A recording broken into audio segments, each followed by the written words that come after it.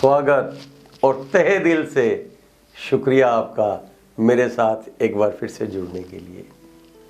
The moment we से drone Eklavya story, हमारे दिमाग में एक पिक्चर सी बनती है कि कैसे एक गुरु ने बड़ी बेदर्दी से अपने शिष्य का अंगूठा मांग लिया था।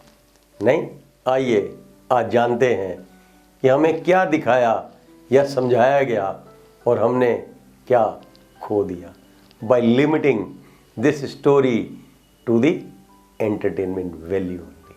आपने ये टेलीविज़न पर महाभारत में देखी होगी, उसके अलावा विनोद चोपड़ा साहब ने तो एक मूवी ही बना डाली, एकलव्य द रॉयल गार्ड। हम बच्चों को कहानियाँ तो सुना देते हैं, परंतु क्या उन्हें कभी ये बताया है इन कहानियों में छुपे हुए इन डेप्थ नॉलेज थ्रेड्स और ज्ञान भंडार के बारे में? नहीं ना। पहला लेसन जो हम सीखते हैं इस कहानी से वो है फोरसाइटेडनेस, दूरदर्शिता का। अगर लंबी रेस का घोड़ा बनना है तो चाहे वो स्टूडेंट हो, कोई प्रोफेशनल हो, बडिंग एंटरप्रेन्योर हो या चाहे पॉलिटिशियन ही क्यों ना हो, आप में दूरदर्शिता होनी चाहिए गुरु द्रोण जैसी। कैसे? पहले मैं एक लेटेस्ट एग्जांपल देता हूँ।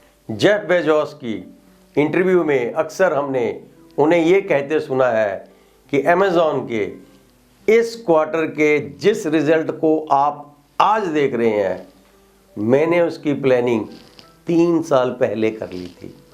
लोगों को सलाह भी देते हैं कि अपनी सोच को 1-2 साल तक सीमित ना करें, उसे 5 से 7 साल के होराइजन में रखें। करेक्ट? ठीक है ना। गुरु द्रोण के आश्रम में जब कौरव और पांडव उनसे शिक्षा ग्रहण कर रहे थे और उसी दौरान जब वो एकलव्य से मिले और उसकी काबिलियत को देखा तो गुरु द्रोण ने फोर्स ही किया कि महाभारत का युद्ध तो निश्चित है और अर्जुन के रहते एकलव्य पांडवों में जगह तो पाएगा नहीं और कौरवों के साथ जाएगा। अब आप ये देखिए कि इसमें कोई शक तो है नहीं कि कर्ण संसार का सबसे बड़ा धनुर्धर आर्चर था जो कि कौरवों के साथ गया। उसका अंत हमें क्या बताता है कि उसे वो प्रसिद्धि, वो ख्याति नहीं मिली जिसका वो सही मायने में हकदार था। गुरु द्रोणाचार्य ने अपनी गुरु दक्षिणा में अंगूठा मांगकर बिना कोई युद्ध लड़े ही एकलव्य को संसार का सबसे बड़ा धनुर्धर बनाकर अमर कर दिया और खुद को कलंकित। ऐसी थी फोरसाइटेडनेस गुरु द्रोणाचार्य की। एक सच्चे गुरु का शिष्य को गुरु दक्षिणा के बदले उनका आशीर्वाद। दुनिया का सबसे अमीर इंसान जेफ बेजोस जिस फोरसाइटेडनेस की बात आज कर रहा है वो गुरु द्रोण ने तो 5000 साल पहले हमें बताई थी, मगर हमने उसे मात्र एक माइथोलॉजिकल स्टोरी मानकर भुला दिया। ये थी पहली सीख इस कहानी की। अब आते हैं दूसरी। इंटेंट, नियत, एग्जीक्यूशन ऑफ डिसीजन। एकलव्य हमें सिखाता है कि अगर आपकी नीयत कुछ करने की है और आप अपना एक गोल बनाकर अगर पुरजोर कोशिश करते हो उसे अचीव करने के लिए, तो कुछ भी इम्पॉसिबल नहीं है। वरना क्या एक गरीब असहाय बच्चा बिना फॉर्मल शिक्षा लिए वर्ल्ड का बेस्ट आर्चर बन सकता था क्या? एक बात दिल पे हाथ रखकर बताएं कि क्या हम बच्चों को विल पावर क्या होती है कभी भी तसल्ली से बैठकर बताते हैं, डिस्कस करते हैं उनके साथ? क्या करते हैं बताऊं? बच्चों के गोल हम सेट करते हैं और उन्हें कहते हैं इसे अचीव करो। Isn't it? है हम जन्मदाता पर बन जाते हैं उनके भाग्य विधाता। Please teach them, guide them about how to do something, not what to do something. तीसरा, एक बहुत इंपॉर्टेंट लेसन सिखाती है ये स्टोरी, दैट वर्ड स्कैरसिटी, अभाव किसी भी चीज़ का, does not exist in this world. चौंकिए मत। हम सोचते हैं जो गरीब है तो गरीब है, अगर किसी के पास कुछ नहीं है तो स्कैरसिटी कैसे नहीं है। नो, ये हमारी एक पुअर सोच है और कुछ भी नहीं।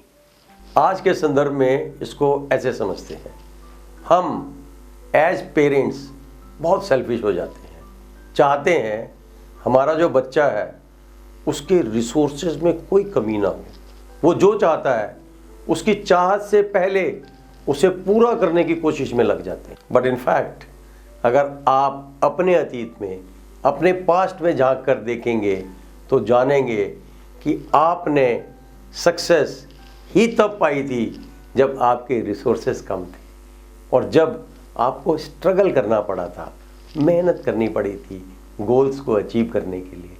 सत्य है ना। हमें एकलव्य की कहानी कितने सुंदर तरीके से ये सिखाती है कि एकलव्य गरीबी के कारण स्कूल जाना या गुरु अफोर्ड नहीं कर सकता था, परंतु स्ट्रॉन्ग विल पावर, नियत होने के कारण उसने इस कमी, स्कैरसिटी को अपने गोल के आड़े नहीं आने दिया, अपने गुरु का बुत बनाकर ही सीखना शुरू कर दिया and became the best Archer of the world. है ना। हमें भी अपने बच्चों की हर एक ज़रूरत पूरी करने की ज़रूरत नहीं है, बल्कि उन्हें ये सिखाना है कि स्कैरसिटी, एडवर्स हालातों के बावजूद भी गोल्स अचीव किए जा सकते हैं अगर विल पावर स्ट्रांग हो, चाहत स्ट्रांग हो, डीप हो। हाँ जी, हाँ जी। लास्ट बट नॉट लीस्ट, थोड़ा ध्यान दीजिएगा, क्योंकि ऐसी पेमेंट थ्योरी एज सच ना आपने फॉर्मली पढ़ी होगी, ना ही किसी ने शेयर की होगी आपके साथ। Dues should be paid under all circumstances like Eklavya paid guru dakshina without asking any question. It really teaches us one of the best management lessons, the importance of dues and its timely payment. I have served corporate world for almost 35 years. एक बात बताऊं, हाँ, उससे पहले अगर कोई बच्चा सुन रहा है मुझे तो अपने पापा से पूछे, वो बताएंगे। कॉर्पोरेट या बिजनेस वर्ल्ड में मोस्टली पेमेंट लेना ही सिखाते हैं, पेमेंट देना एक मजबूरी समझा जाता है एंड यही एक कारण भी बनता है किसी भी ऑर्गेनाइजेशन की सक्सेस का, रेपुटेशन का। आयरॉनिकली कॉर्पोरेट वर्ल्ड में यह भी सुनने को मिलता है कि 2 पैसे रेट कम दे देंगे पर काम शर्मा जी की कंपनी के साथ ही करना है क्योंकि इनकी पेमेंट बहुत अच्छी है, या फिर आहूजा साहब के साथ काम करने का मज़ा है क्योंकि हिसाब के बहुत पक्के हैं। होता है ना। एकलव्य का गुरु द्रोण को एकदम अंगूठा काट कर देना एक कहानी ही नहीं, एक इम्पोर्टेंट लेसन है हमारे लिए। अगर हम बच्चों को बचपन से ये सिखाएं कि ड्यूज़ अगर टाइम से क्लियर करोगे तभी तो ग्रोथ होगी, आगे की सोचोगे, नहीं तो ध्यान पेमेंट मारने में ही लगा रहेगा। You know, this habit also makes a strong character, चाहे वो इंडिविजुअल का हो, बिजनेस ऑर्गेनाइजेशन या फिर सोसाइटी का हो। एक बात और बताना चाहूँगा आपको, ड्यूज़ सिर्फ मॉनेटरी नहीं होते, हमेशा पैसों के साथ नहीं तोलना है। It could be of any kind. किसी ने मार्गदर्शन किया हो आपका, कभी किसी की टाइमली हेल्प, कोई एहसान आप पर, किसी भी तरह की सपोर्ट कभी भी ड्यूज़ ही कहलाती है। As a part of the society, it is our moral responsibility to give back to the society. जिस दिन, जी हाँ, जिस दिन हमारे नेताओं को, पॉलिटिशियंस को ड्यूज़ पे बैक करना आ गया, सोसाइटी को, देश को, हम कहाँ से कहाँ पहुँच जाएंगे। सही बोला ना। ये कहानी ना जाने आपने कितनी बार तो सुनी होगी, परंतु इस ढंग से ना जानी होगी।